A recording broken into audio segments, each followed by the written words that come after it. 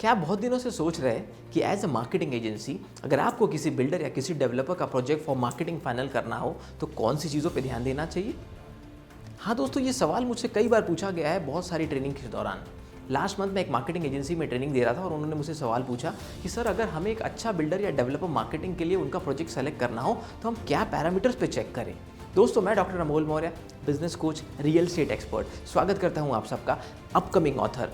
आपको ये कहना चाहता हूँ कि दोस्तों, अगर आप एक कोई भी रियल एस्टेट का प्रोजेक्ट सेलेक्ट करना चाहते हैं मार्केटिंग के लिए, चाहे वो कोई बिल्डर हो चाहे वो कोई डेवलपर हो, तो कौन सी 5 चीज़ें आपको चेक करनी चाहिए? 5 must check things in the profile of that builder. उनके बारे में या उस डेवलपर के बारे में आपको पता करनी चाहिए। वो 5 चीज़ें the most important things are: point number 1, the credibility of the builder. इसका मतलब क्या है? क्रेडिबिलिटी एंड ब्रांड नेम, ये दोनों जुड़े हुए शब्द हैं। आपको उस बिल्डर की क्रेडिबिलिटी जज करनी हो तो आप कैसे जज करेंगे? आपको ये देखना है कि पिछले कुछ सालों में उन्होंने कितने प्रोजेक्ट कंप्लीट किए हैं, जितने प्रोजेक्ट्स उन्होंने कंप्लीट किए हैं क्या वो समय पर डिलीवर किए हैं, कमिटमेंट के हिसाब से डिलीवर किए हैं या नहीं किए हैं। अगर समय पर डिलीवर किए हैं तो जो प्रॉमिसेस कस्टमर को किए थे क्या वो पूरे फुलफिल किए हैं या नहीं किए हैं। ये सब चीज़ों से उनकी क्रेडिबिलिटी, उनका ब्रांड नेम पता चलता है। Second most important thing which you have to check in a builder and developer and its projects is the trust factor. Trust factor क्या है?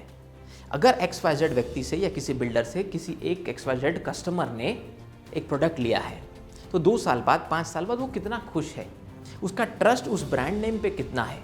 दोस्तों, ये हो सकता है कि आपको 2 लाख रुपए महंगा प्रोडक्ट बेचना पड़े, लेकिन अगर उसका ट्रस्ट नेम अच्छा होगा तो लोग लेना पसंद करेंगे। क्योंकि अगर ट्रस्ट नेम अच्छा है, उनके ऊपर विश्वास अच्छा है, इसका मतलब जो उनके ओल्ड कस्टमर है वो खुश है।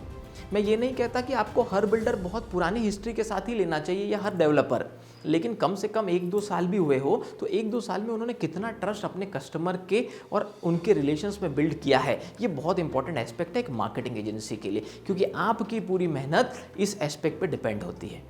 Point number 3 which you have to check is their financial transaction and financial details.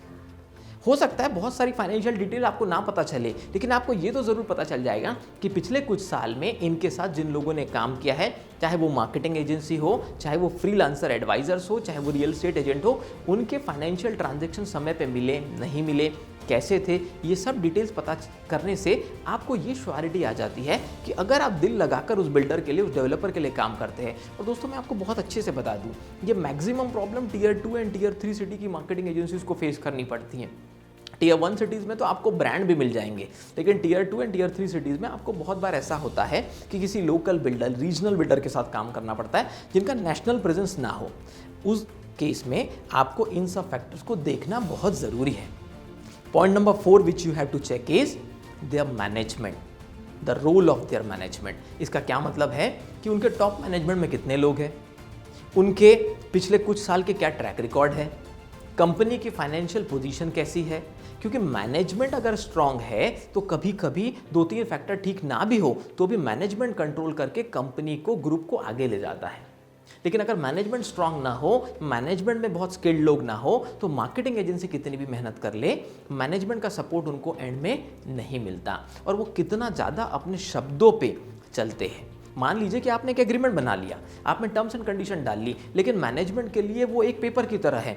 जब तक आपका और मैनेजमेंट के बीच के संबंध बहुत स्ट्रांग नहीं होते, एज अ मार्केटिंग एजेंसी आपको रियल एस्टेट में इन सब एस्पेक्ट की जांच करना बहुत ज़रूरी है, तभी जाकर लॉन्ग टर्म एस्पेक्ट में, क्योंकि एज अ मार्केटिंग एजेंसी आपके साथ बहुत सारे एडवाइजर जुड़ेंगे।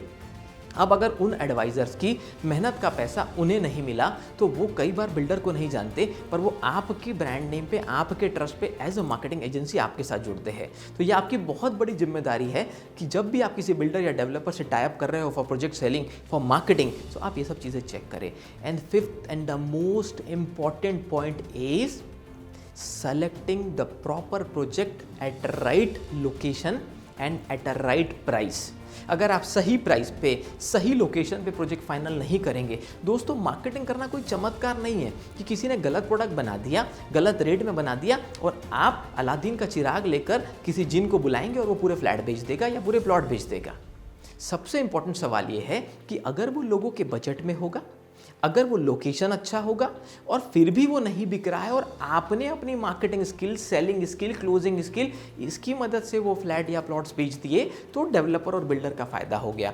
लेकिन आपके लिए ये चेक करना एज अ मार्केटिंग एजेंसी बहुत ज़रूरी है कि उसका लोकेशन सही हो, उसका प्राइस सही हो, ताकि लोगों को सही रेट में सही चीज़ें मिले। और एट द एंड मैं एक ही पॉइंट कहना चाहूँगा दोस्तों, एक एथिकल बिल्डर, एक एथिकल लीडर या एक बहुत अच्छा डेवलपर बनने के लिए सबसे पहली चीज़ एक जो आपको देखनी है वो उनके कस्टमर के प्रति जो एटीट्यूड है वो गिवर एटीट्यूड है या रिसीवर एटीट्यूड है। क्योंकि जब तक किसी भी बिल्डर या डेवलपर का गिवर एटीट्यूड नहीं होगा तब तक वो किसी को भी अच्छी चीज़ देना अगर पसंद नहीं करेंगे तो कोई भी चीज़, बाकी सब पॉइंट इनवैलिड है। तो इन पॉइंट्स पे ज़रूर ध्यान दीजिए। कोई भी प्रोजेक्ट फाइनल करने से पहले इन सब चेकलिस्ट को देखिए। और अगर आप किसी एक्सपर्ट की ओपिनियन चाहते हैं तो किसी भी सब्जेक्ट मैटर एक्सपर्ट, किसी भी रियल एस्टेट एक्सपर्ट की ओपिनियन लेके, कोचिंग लेके भी आप प्रोजेक्ट्स को सेलेक्ट कर सकते हैं और अपनी टीम को ट्रेन कर सकते हैं। अगर आपको ये वीडियो पसंद आया तो ज़रूर लाइक कीजिए और चैनल को सब्सक्राइब कीजिए। अगर आप किसी टॉपिक पर डिटेल में रियल एस्टेट में कोई वीडियो देखना चाहते हैं तो ज़रूर कमेंट करके हमें बताइए। अगर आप रियल एस्टेट इंडस्ट्री से जुड़े हैं तो हम आपकी मदद करना हमारा सौभाग्य होगा। हमारे साथ जुड़े रहने के लिए, हमारे वीडियोस को लाइक और सब्सक्राइब कर, चैनल को सब्सक्राइब करने के लिए आपका धन्यवाद। मिलते हैं नेक्स्ट वीडियो में।